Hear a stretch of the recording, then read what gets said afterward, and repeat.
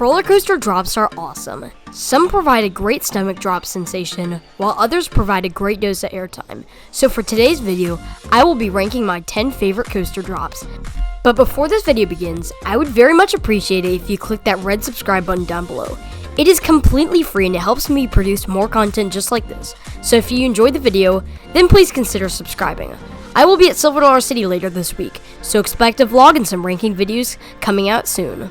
Now with all that out of the way, let's get into the video. Number 10, Twisted Timbers at King's Dominion. This drop is very different compared to your standard RMC drop. The ride takes an 180-degree turn off the lift, and then it goes through a barrel roll while dropping around 100 feet. This drop provides great hang time in the front, while you get whipped violently over it in the back, and it is just a great feeling. I do think this is the weakest RMC drop, but still it is an amazing drop that deserves more recognition. Number 9, Lightning Rod at Dollywood. This coaster doesn't have the steepest or tallest drop, but it certainly has something going for it, and that's the power of the airtime on the drop. You have speed going into the drop because of the launch and small dip, so you get absolutely ejected on the drop in the back. If there had to be one complaint to this drop, it would be that it feels a bit short, but nevertheless, it is still an amazing drop, and that's why it places at number 9. Number 8, Griffin at Busch Gardens, Williamsburg. Let me be honest, I love being in dive coasters, so I had to sneak one onto this list, but I'm not including the other one I've ridden, Valraven, on this list due to the vest restraints taking away from the drop on that ride. But Griffin has those classic over-the-shoulder restraints, and they give you plenty of room so you can feel that drop.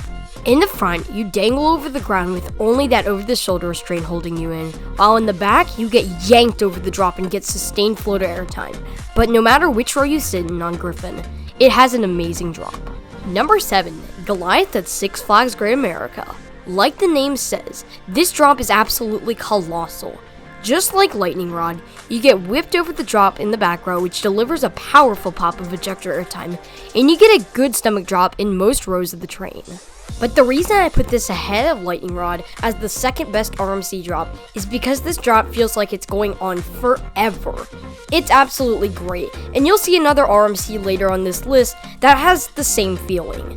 Number 6, Tennessee Tornado at Dollywood. This drop has two great things about it. The first reason is that you get ejected on the drop in the back like the previous rides I've mentioned. And the second reason is that you fly into a tunnel about midway down the drop, and it gives what might be the best head chopper ever on a coaster. This drop combines two amazing features, and that's why it places at the number 6 spot. I interrupt this programming to bring you halftime trivia. Here's how it works. I will give a question and you will answer down below in the comments. The first person to get the question correct will win a free shout out in my next video. And here is your question. Which US park has the most coasters designed by Alan Schulke? Answer down below in the comments. Now let's get back into the video. Number 5, Steel Vengeance at Cedar Point. This is basically Goliath's drop, but bigger and steeper. This drop has a 90-degree angle of descent and is 200 feet tall. On this drop, you get absolutely ejected in the back, and you also get a good stomach drop. But the reason I put this over Goliath is for the length of the drop. Just like Goliath, the drop feels like it lasts forever. But speaking of a drop that lasts forever, let's talk about number 4, Millennium Force at Cedar Point. Millennium Force has a drop that feels like it lasts literally forever. You do get some good airtime in the back, but the sheer length of the drop makes it an incredible drop. This drop takes a long time to hit the steepest point of the drop, so you just feel like you are falling forever with that wide crest. In the front, as you are dropping, you start to feel the sheer speed of the ride as the wind starts to blare in your face. The original Giga Coaster has an incredible drop, but I think there is one Giga drop that is better. Number 3, Fury 325 at Carowinds. This drop can be described in a few words. You just got pulled into an infinite void. You get insane injector in the back, and you slowly dangle over the drop in the front, giving general public members a good scare. But the main reason this drop is at number 3 is because it lasts forever, like I just mentioned with the infinite void. You have a total of 3 seconds of free fall in this drop, and you can feel every bit of it and more, and that's why it places at number 3. Number 2, Maverick at Cedar Point. Unlike the past few drops, Maverick doesn't have that long of a drop, but it does drop 105 feet at an insane angle of 95 degrees. I know, 105 feet isn't that tall, but the sheer whip and airtime on the drop is incredible, and that's why it places at number 2. And finally, we've reached our number 1 coaster, and that is Raging Bull at Six Flags Great America. This drop is literal pure chaos.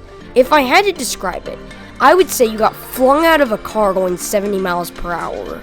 I've talked about airtime a lot lately within this video, but this drop gives by far the most airtime out of these drops that I've talked about. It is truly incredible, and it fully deserves this number 1 spot. Anyways, that is it for today's video. If you guys enjoyed it, then please consider subscribing. And this is Zero G Coasters signing out. Goodbye, everybody.